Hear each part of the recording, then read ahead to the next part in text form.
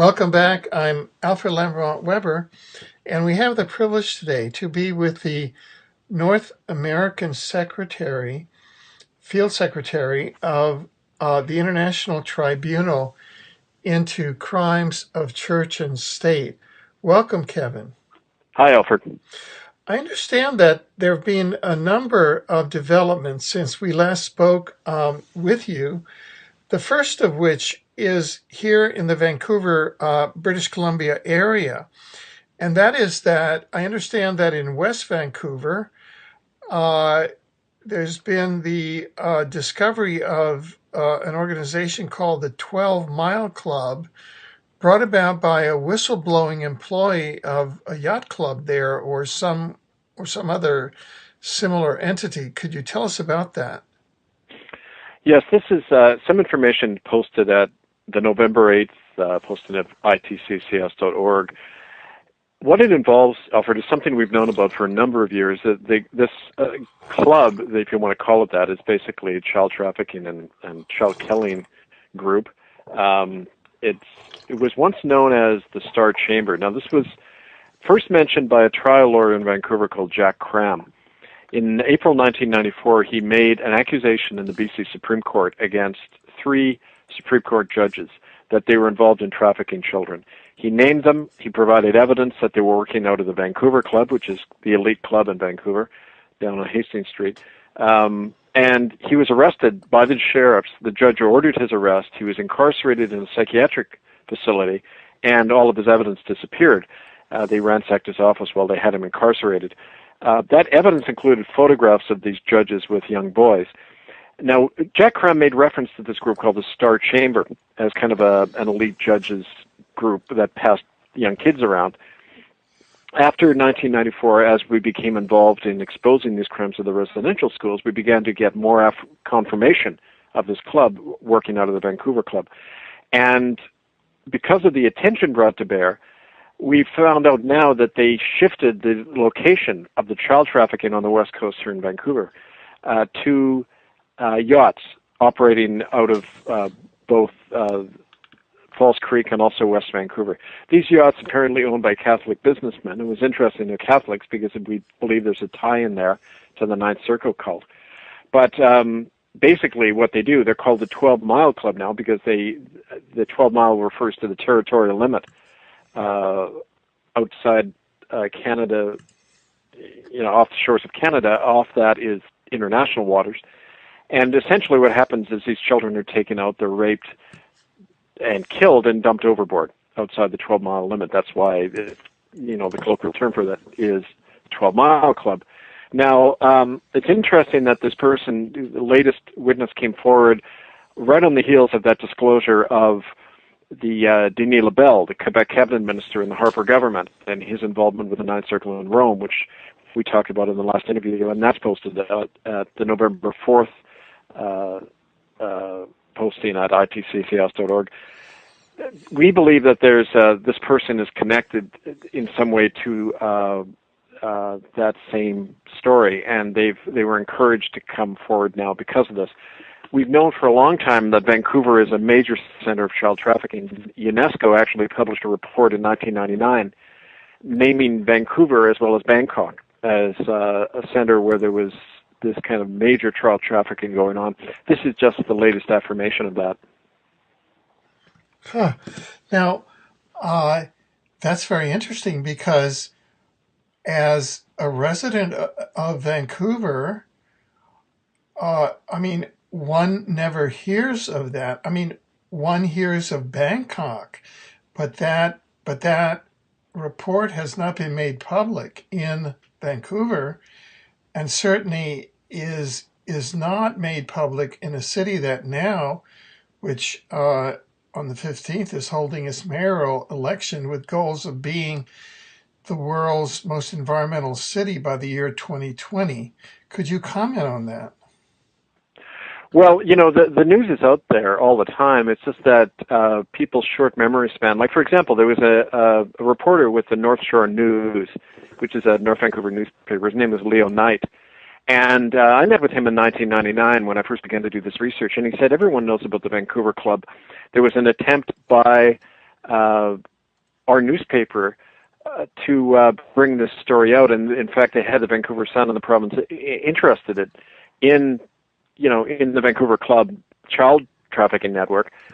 What happened was the editors of those newspapers were then hit by a writ by these judges, claiming basically that they were going to sue them out of existence if they tried reporting the story, and the story was never done. So there had been attempts by reporters and lawyers to surface this, but each time it gets buried.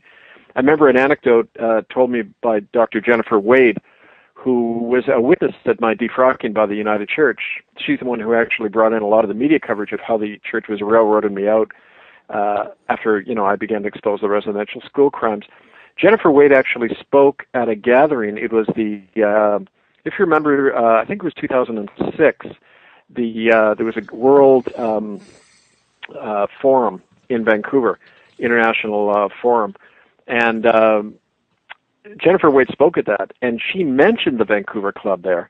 And it was very interesting. She said that after she gave her talk about all the evidence about the child trafficking and even child murder going on out of the Vancouver Club, a retired policeman came up to her and said, and this is right from Jennifer's mouth, she said that the policeman said to her, "I'm going to follow you out of the building and cover your back because after you mentioned the Vancouver Club, it's not safe for you here." Huh. And, we get that stuff all the time. I mean, I've talked to Noah Little. He was a reporter with the Drum newspaper. That's a native newspaper. He actually followed limousines taking children from the Squamish Indian Reserve to the back of the Vancouver Club on Friday nights. And he actually was interviewing some of these kids. They were 10, 11, 12 years old. They were leaving the Vancouver Club at about 3 in the morning.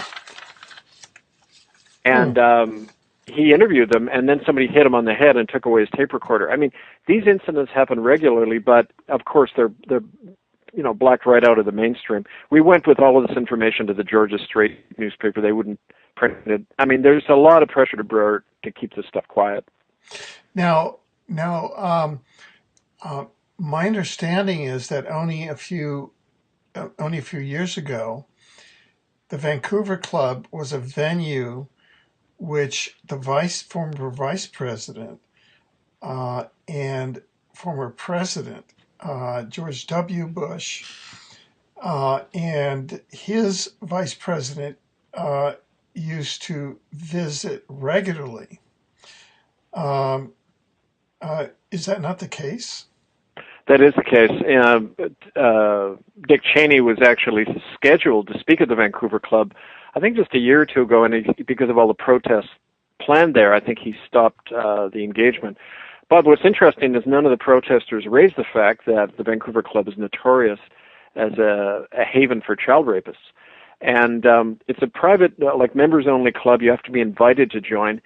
There's been a whole history of trying to expose this stuff there. But like I say, the heat that we brought to bear over the last number of years about what went on there caused the shift to go on. Now, this trafficking is going on off these private yachts.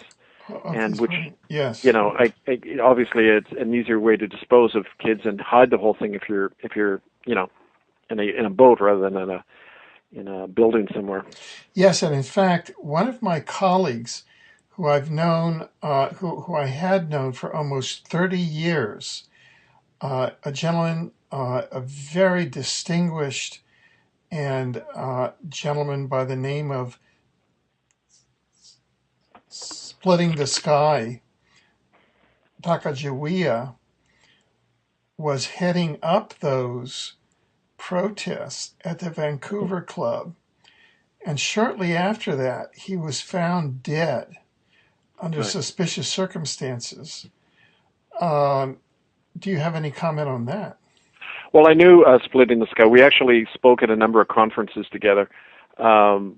And I know that he had said that to me on a few occasions, that, he was helping track how the stuff that went on in the residential schools was still going on. It was happening off the reservations, especially in North Vancouver. He came across the same stuff we had. And so I think it's, like in Canada, if you're an Aboriginal person, it's easy to kill you and get away with it. Well, now we have this whistleblower who has come forward, who has identified the 12 Mile Club operating on yachts that are out of False Creek. For those who are not familiar with the Vancouver area, False Creek is kind of an inlet off of Vancouver Harbor that goes right into the downtown of the core of Vancouver. And West Vancouver is on the other side of Vancouver Harbor, and it's mainly homes of the upper middle class and very well-to-do homes. Why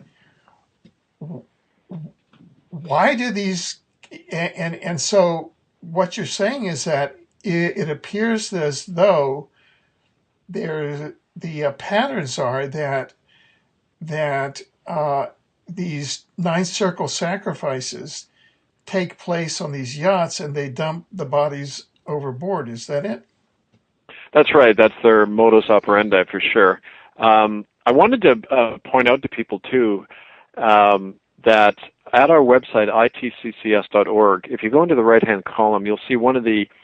If you go down, scroll down a bit, you'll notice there's a thing called Memorandum on the Organized Disappearance, Torture, Exploitation, and Murder of Women and Children on Canada's West Coast, a summary from eyewitnesses. That was posted in February 2011, and that has the description of statements from 6 eyewitnesses, including a woman who called me up when I still worked at Co-op Radio. Her name was Annie Parker, and she met me in the downtown core of Vancouver. She talked to me for several hours about how she had been kidnapped by the police into this thing called the hooker game, where they basically grab prostitutes off the street, they drug them with scopolamine or some other barbiturate, and then they film them in sex films. But what happens is when these women talk and they start spilling the beans, if you like, they're used in snuff films. And she named the locations these snuff films where they film people being tortured and killed. She showed me some of the buildings where it happens, right in the downtown east side. And she named names. She named the policemen involved. All of this is stuff. The names are right there on that site. So I really urge people to read that. It gives them a lot more of the detail of what we're talking about. Now, could you name that that organization that issued the report that Bangkok and Vancouver were the 2 leading cities on the planet involving child abuse and child trafficking? I'll have to look that up, Alfred. It was a committee that had been struck by UNESCO looking into human trafficking. Oh, UNESCO. Okay, good. Yeah. And it came out, I believe, sometime in 1999, and it was referring to human trafficking. It was up on a website for quite a while. And it said not just Bangkok and Vancouver. It mentioned places like Rotterdam, where they were making reference to the Marc Dutroux case, where there were judges and policemen, politicians all involved in this child trafficking. And they said the same pattern was at work in Vancouver, where you had official kind of under the table support for this stuff, from police and politicians and judges. Right. Well, let me just for the benefit of the audience, just read out some of the specific names that have been revealed by witnesses attending the meetings of the 12 Mile Club.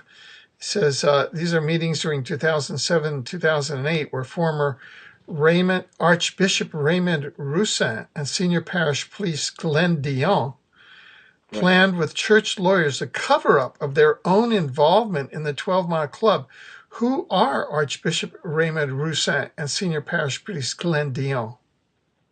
Well, Glenn Dion is the head parish priest at Holy Rosary Cathedral, which is interesting because that's the Catholic Church downtown Vancouver that our group staged numerous protests and actually a very famous occupation that occurred just a couple of months before the apology was issued in 2008. It's one of the things that we believe really got the Catholic Church upset and prompted the government to issue the apology about residential schools.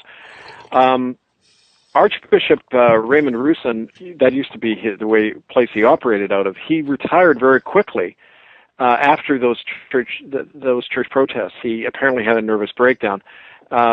And the parish priest, Glenn Dion, was named actually in reference. There was a cook who used to work in the church named Denis Chartier, and he came forward and accused Glenn Dion of having stolen over $250,000 out of the parish fund over 10 years, and the whole thing was covered up by the archbishop and everything. But in so doing, Denis also told us about the. Sorry. That's all right. I've got. Yeah, go ahead. Denis also told us that Glenn Dion had been named by numerous parishioners as having been a threat to the children in the parish. But of course, he has a lot of backing. Not that no charges were ever brought against him or anything. Other people named in the 12-Mile Club by this employee who was present at a meeting in the archdiocese where they were trying to cover this stuff up. The diocese employee mentioned Chief Justice of the BC Provincial Court, Hugh Stansfield, which is interesting because John Carton, a lawyer who runs a website called Water Wars Crimes, also named Hugh Stansfield as a child rapist. And as a matter of fact, when the evidence was surfacing that people were going to use in a court case against Stansfield, he died suddenly. Sudden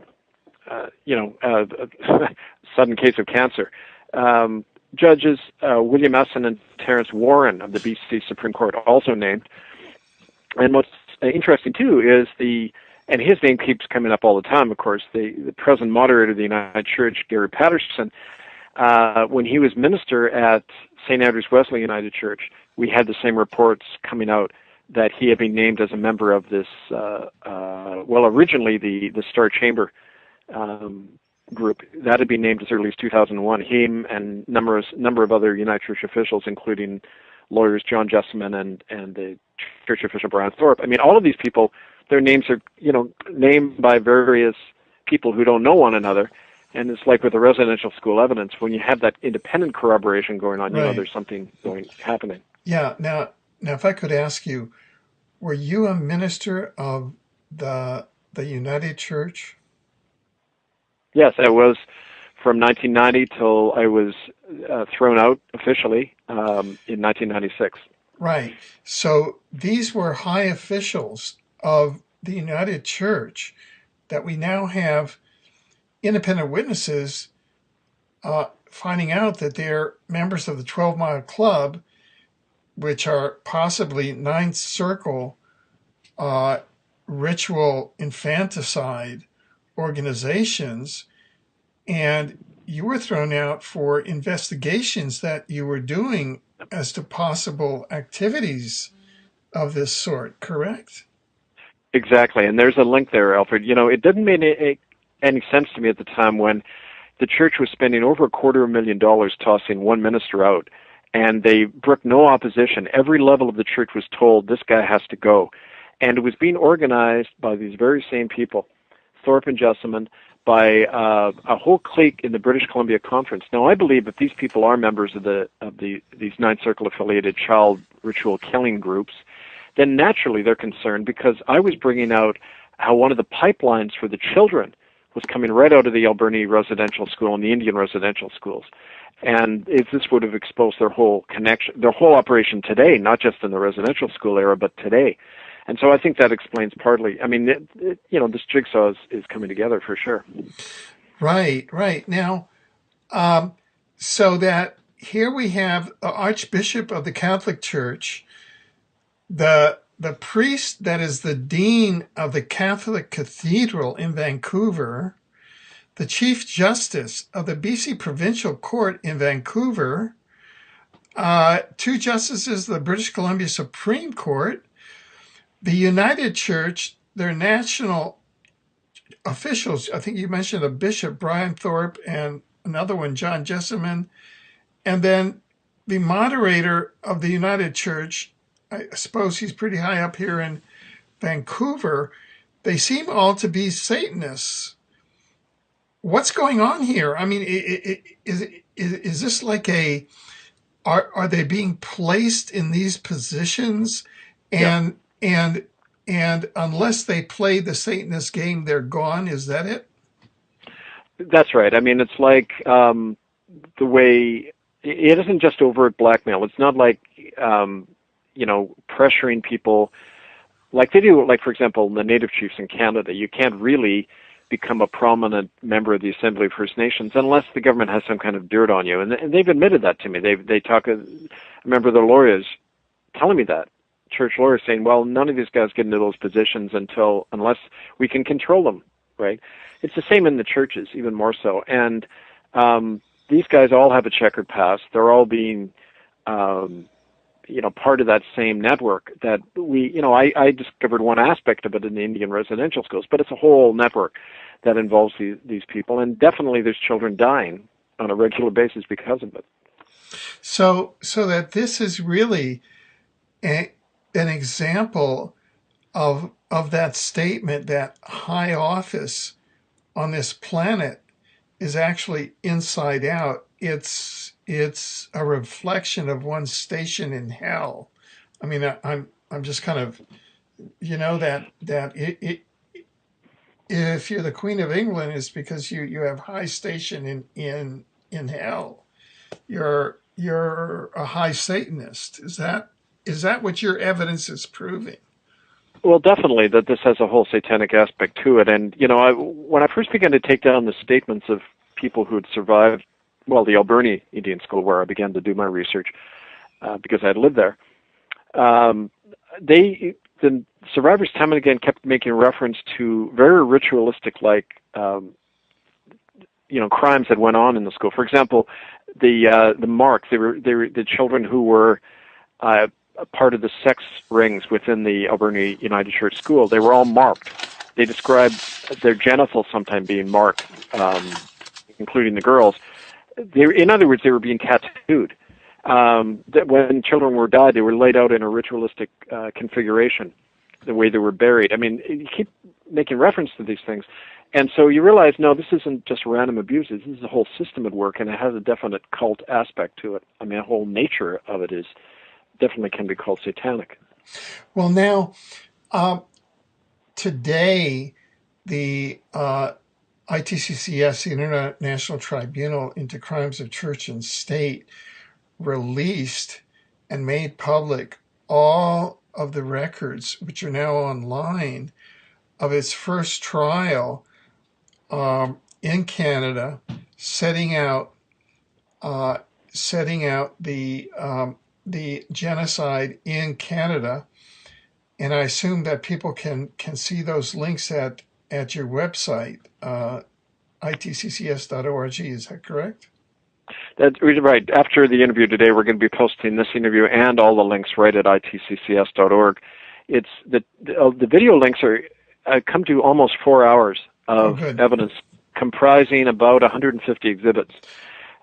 And, I'll give you one example of some of the stuff we discovered. Not only really historic documents, like I exposed back in 1998 how the form that the children, that the parents had to sign that gave away guardianship rights to the church, that was used in all the court cases, proving that the churches and government were legally liable for these crimes.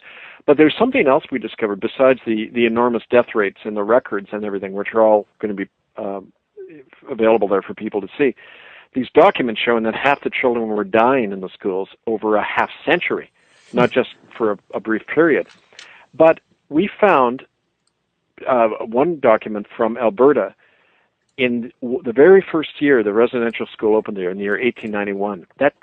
The very first year it opened, 8 out of 13 of the children died. So, I mean, the question is, if these schools weren't designed to kill off children, then how come over half of them died in the first year? Why was the death rate that huge in the very year they opened? Right. I mean, this is the kind of evidence we're talking about, showing intent to wipe out children. Right. So let me then, now that we have the evidence of the first Canadian trial, here we have significant evidence of gross violations of international humanitarian law, of criminal law coming forward in British Columbia.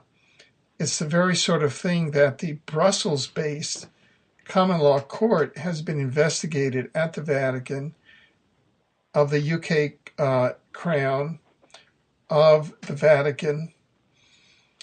What steps do you think, now that this preliminary due cause evidence has come forward, what steps is going to be taken against these individuals and these networks right here in BC by the various common law courts?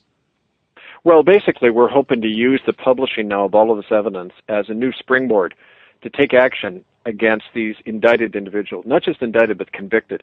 Don't forget that Gary Patterson and some of these other people named were found guilty in this common law court case. You'll see at the end of this video, the third video, a summary of the verdict and the sentence of the court that found not only Ratzinger and the Queen of England guilty and committed to 25 years in prison without possibility of parole. That was the sentence. It also applied to every one of these Catholic, Anglican, United Church officials. Yes. And so there is a standing citizen arrest warrant against these people, including Gary Patterson and other church officials. I see. Now, we are going to be focusing very much in Vancouver, especially here on the West Coast, to enact these verdicts, to enforce the warrants, and to go and literally arrest these people because they are clearly involved in crimes against humanity. Now, there's all these other things that, when we talked in a previous interview about trying to mobilize people, not just to bring in the evidence, but to actually take action in the community. This is going to be one of the evidence, this is evidence as an important weapon in that whole attempt to rally people to take this action. Right.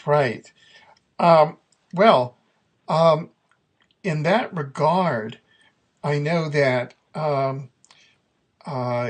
there was a significant,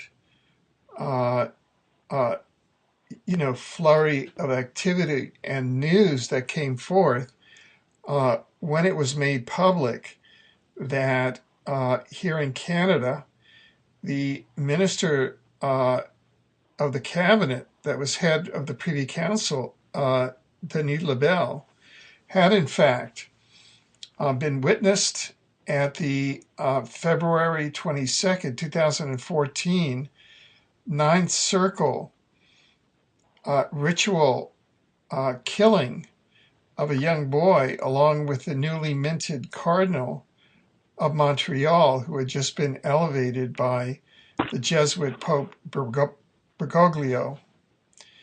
And that news was made public. Have you had any fallout since then? We have definitely been told that Denis Lebel is lying low, and Stephen Harper, of course, is out of the country. He had apparently this conference summit to go to in China and Australia, but they're definitely both avoiding reporters right now. What we have learned specifically about, however, is that Gerald Lacroix in Rome, the scuttlebutt is that he's been called in to talk to the Pope, and that his resignation might be in the offing if this thing goes further. That's the pattern right now in Rome. You notice, well, besides Pope Benedict and Tarcisio Bertone, who were both named in this court case that's up online now, and they both resigned while in office. So did Sean Brady, the Cardinal of Ireland. So did Adolfo Pichon, the head of the Jesuits. All tendered their resignation. This could be in the offing with Gerald Lacroix as well, if they can't contain the story about the Ninth Circle killing on February 22nd at the San Lorenzo Church near the Jesuit headquarters in Rome. If that can't be contained, and that story is already beginning to spread in the Rome, the Italian alternative media. If they can't contain it, then I think we'll see Gerald Lacroix's resignation. Now, if he resigns, that'll have a spillover effect, I'm sure, onto the fate of Denis Lebel and, here in Canada.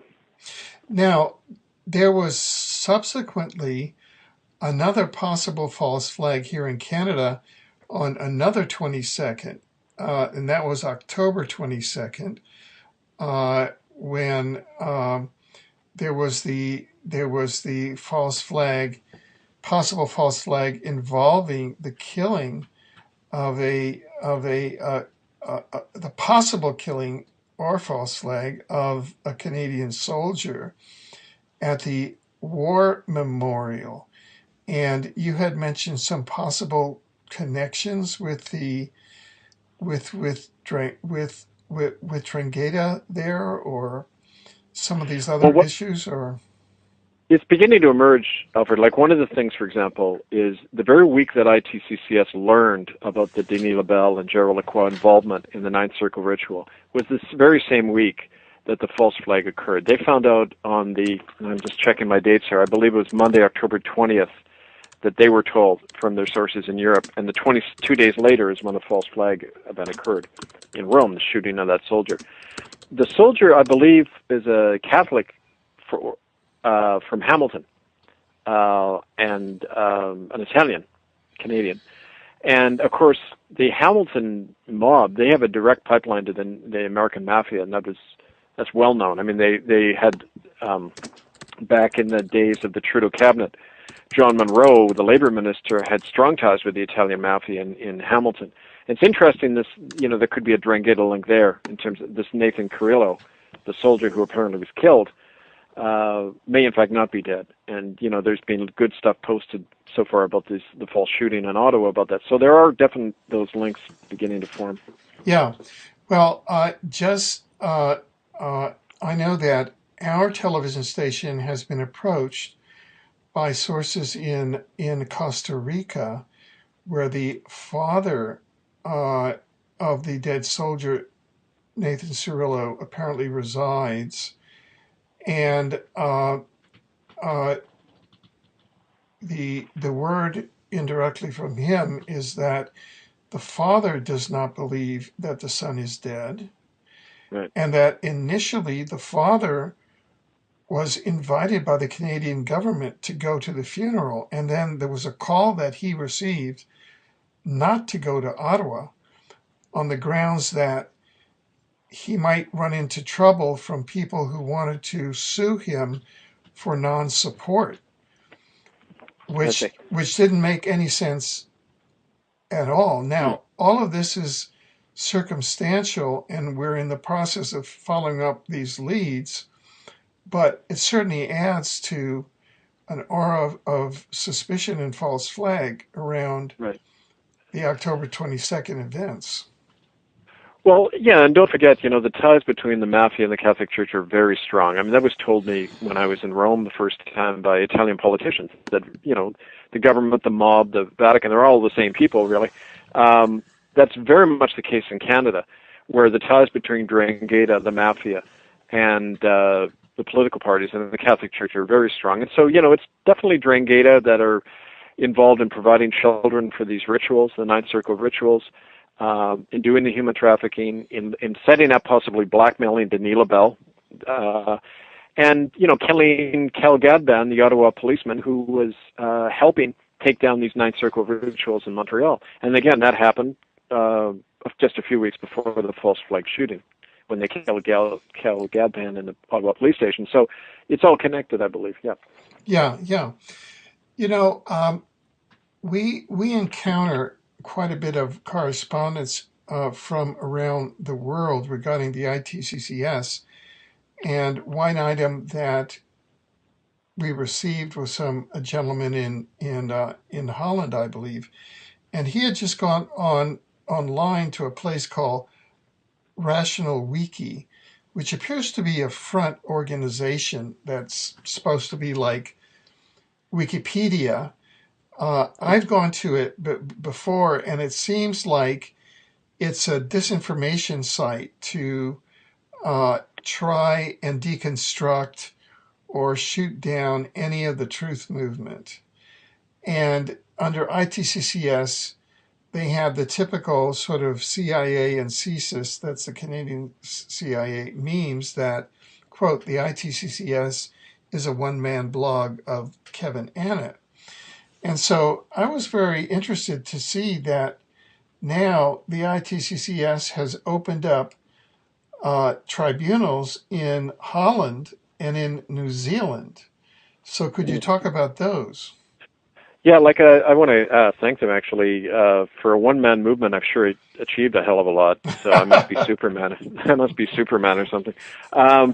Anyway, these are the latest groups to affiliate with ITCCS. There was a notice about that just went out. There's a thing called the New Zealand Common Law Society, and it's organizing not just seminars, but they're working with the Maori people in New Zealand to try to recover land using common law courts. Very similar to in Canada, where we're then outside Crown jurisdiction and helping, people reclaim the land. They're starting the same process there, and it involves people in the Maori community, so that's a really encouraging development. There is, of course, also a very extensive ITCCS network in Australia based out of Melbourne and Perth, and they're going to be putting their stuff up online soon. The other new affiliate is the Dutch People's Tribunal, and we've sent both of the website links to you, so we can put those up if people want to look at it. Sure.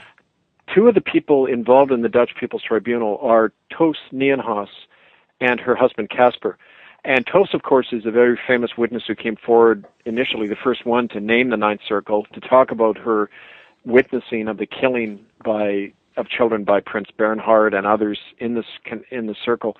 And she and Casper and others are very involved in organizing it. They've already issued summonses to Mark Rutte, who is the Dutch Prime Minister, who they're accusing directly of not just involvement in the Ninth Circle and child killing, but corruption in buying off judges and silencing dissidents, and actually playing a role in the attempted incarceration of Laurent Louis, the Belgian member of Parliament, who named him as well in Parliament, and faces imprisonment for doing it.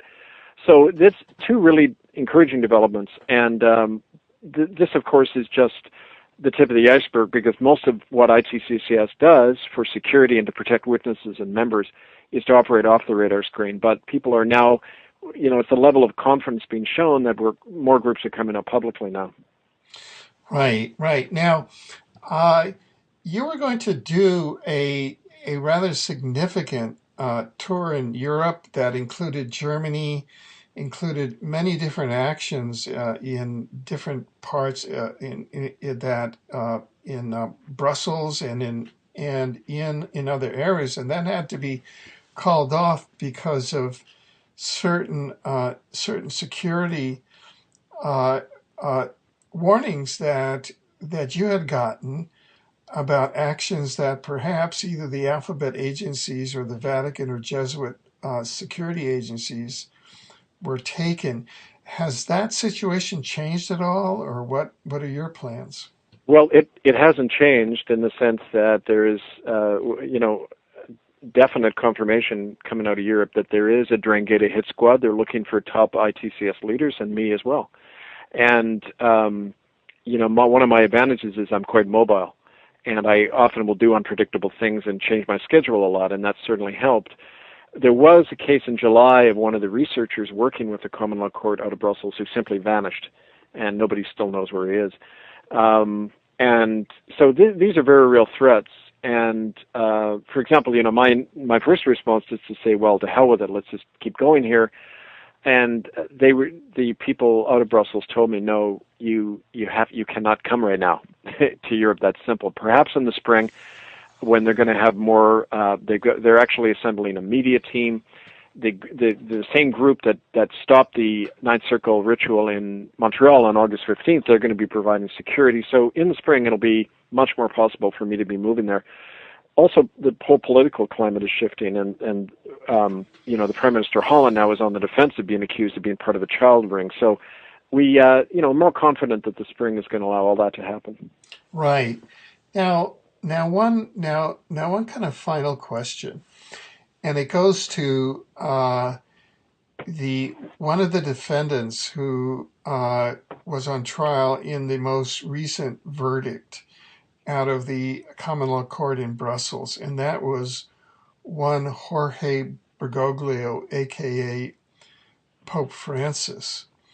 Now, what resulted out of the trial with Pope Benedict and the UK Queen was that Pope Benedict stepped down, and they brought in Pope Francis, and now there's a verdict that has come out based on eyewitness evidence, documentary evidence against the Jesuit Pope Bergoglio.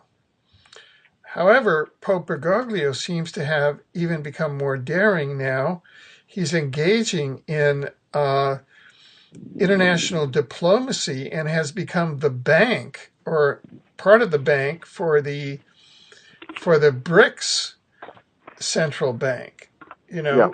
So that he is now the Vatican has been since the secret treaty of Verona, kind of the world banker of bankers. He's the ruler of rulers and the banker of bankers, which is following the tradition of the Roman emperor for more than 2,000 years. So, what is it now with Pope Bergoglio, and what strategies do the ITCCS have for enforcing their verdict? Well, the Jesuits have, for 400 years or more, have played the game they always play both sides in any revolution and any political change. They're funding both sides all the time. That's clearly the case here. They're trying to create the impression they're still loyal to the Western power bloc, but also through the Deutsche Bank in Germany, putting a lot of money into this new BRIC bank that was announced a few weeks ago as kind of a rival to the World Bank. Bergoglio is an old bagman. I mean, he's well known. An example of that we just learned this week. Queen Maxima of Holland, who's married to this Willem Alexander. She's actually Argentine, and her name was Maxime Zorreguieta. And Jorge Zorreguieta, her father, was in the Videla dictatorship. He was the agriculture minister under General Videla during the Dirty Wars. She has, and the people around her claim, according to Anne-Marie von Billenberg and others who have connections in that world, she claimed that in order to get her identification changed, because apparently Maxima was illegitimate, she needed bona fide ID to marry Willem Alexander. She took €500,000 in a suitcase to the present Pope when he was cardinal in Buenos Aires, and paid him to get all her ID changed and to, kind of support her bid to be queen. In turn, she has personal knowledge of his involvement in the Dirty War, and it's worse than we thought. I mean, we thought at first that Jorge Bergoglio, the Pope, was simply looking the other way when priests were tortured, which occurred, that he had a hand in organizing the child trafficking of the kids of political prisoners. We know he did that as well. It gets even worse. He apparently had a direct role in these cult rituals. We know that from recent testimonies. But also, he literally sat in on the meetings of the generals when they were planning repressive actions. I mean, he played a direct hand in the repression and the murder going on in Argentina. So this whole beneficent mask he dons doesn't at all reflect his past, and that's coming right from people around Maxima Zorreguieta, the Queen of Holland. So I mean, it's all coming out now, and I think this is definitely going to have an impact on his future. Yeah, but in terms of the ITCCS, do you plan any special proceedings against him now that this new evidence is coming out? Well, it all goes in when somebody's already been convicted and there's an arrest warrant out against them. There's not much more you can do but than enforce it. I see. Besides using this information to educate more people as to who we're really dealing with here and what we're dealing with. But again, it's a matter of getting the people on board to train them to take this action, and also making the appeal to people in the system to stand down. Like, we now have more ammunition to go to the security detachment around the Pope and others and say, look, you are committing crime, you're protecting a convicted felon, stand down. This is the approach we take to the Crown officials as well. Now, where can people who really want to become involved with ITCCS as part of the community, either becoming trained as investigators, as enforcers, as judicial personnel, as part of the support community, how can they become involved in this? Well, by going to itccs.org, writing to, if you want to volunteer in any aspect of this work, itccscentral@gmail.com, and read especially the manual at itccs.org, and it gives you some ideas about how to start organizing in your community, especially doing the training to become community sheriffs and people who can help enforce these warrants. Yeah, we in fact had a meeting the other day with the International Tribunal for Natural Justice, which is a a tribunal that is getting started, whose focus will be to try the corrupt judges in the United States.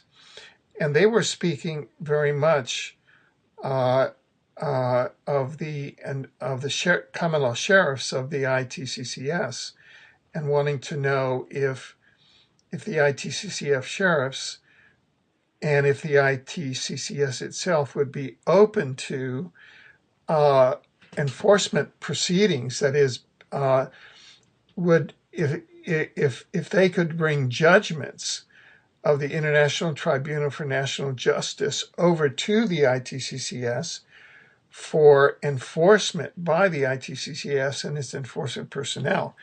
And so I said I didn't know, but I would raise it with you and with your personnel. Well, it's a definite possibility. It would have to be taken to the directorate. Yeah. But yeah, that's exactly the kind of cooperation we need. The thing about the place where we're having the most success is in the United States, where, of course, there's a tradition of locally elected county sheriffs who are answerable to the electorate, not to the government. Right. And some of the people in Minnesota try to act prematurely. One of these sheriffs lost his job. We realized the need to get more support on board. This sheriff in particular in northern Minnesota, he was approached by a mortgage company that tried to bribe him to help evict people from their home using these fraudulent mortgages. The sheriff knew the name of the corrupt judge who was on their payroll. He refused to do it, and he lost his job over it. He had been involved in training in helping organize one of these workshops where he was trying to teach the common law to his deputies and try to get them on board to stop these fraudulent evictions. So we have to get more community support around these people who stand out like that. And that's part of the difficulty. But definitely this is one of the ways we do it. So yeah, we always encourage people to contact us and work on that level, because that's where the change is going to happen. Right. Fanny, what do you think is sort of your overall priority or priorities now?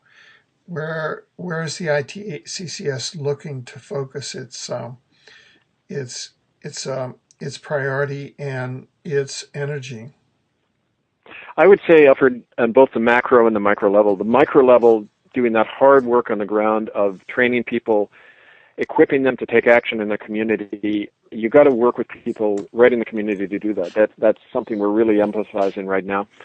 At the big level, we have to continue to expose what we're really facing and the nature of this cabal, the nature, kind of in all of its aspects.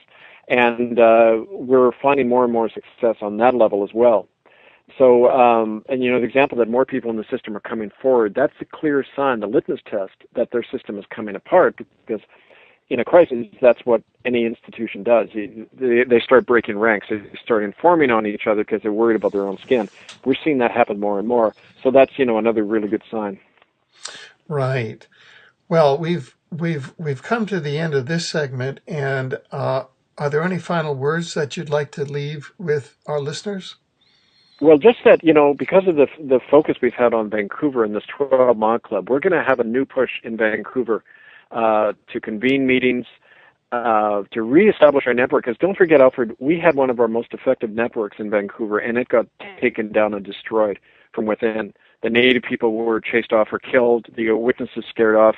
That was 2 years ago now, and we've got to rebuild, because Vancouver is a real center of this whole satanic child trafficking, murderous system, and we're going to rebuild in Vancouver. So that's for anybody in in BC or in that area in Vancouver. Then I would really encourage them now to contact us, itccscentral@gmail.com. We've got organizing committee with the Republic of Canada based there. We've got lots of stuff happening. So I really urge Vancouverites to come forward right now. Well, thank you, and thank you for taking the time today to be with us, and we look forward to your continuing to be able to come with us and give us updates in the future as these events develop. Thank you, Alfred. Expect another report very soon. Excellent. Very good. Thank you very much. Thank you. Bye-bye. Okay. Good. Well, thank you very much. The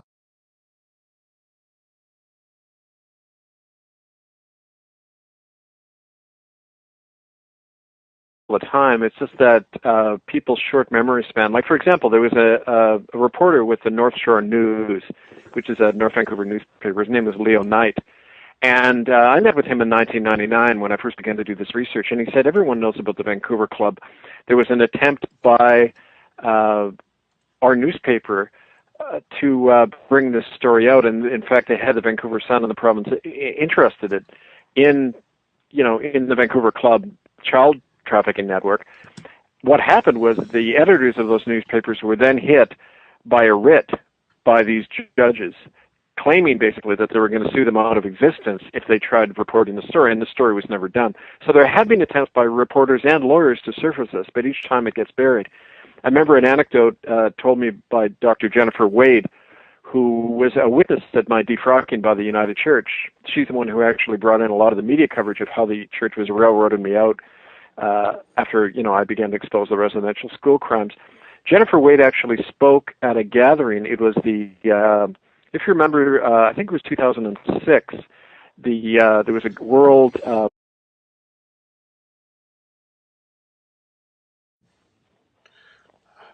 Welcome back. I'm Alfred Lambrot Weber, and we have the privilege today to be with the North American Field Secretary of the International Tribunal into Crimes of Church and State. Welcome, Kevin. Hi, Alfred. I understand that there have been a number of developments since we last spoke with you, the first of which is here in the Vancouver, British Columbia area. And that is that I understand that in West Vancouver, there's been the discovery of an organization called the 12 Mile Club, brought about by a whistleblowing employee of a yacht club there or some other similar entity. Could you tell us about that? Yes, this is some information posted at the November 8th posting of itccs.org. What it involves, Alfred, is something we've known about for a number of years. This club, if you want to call it that, is basically a child trafficking and child killing group. It was once known as the Star Chamber. Now, this was first mentioned by a trial lawyer in Vancouver called Jack Cram. In April 1994, he made an accusation in the BC Supreme Court against 3 Supreme Court judges that they were involved in trafficking children.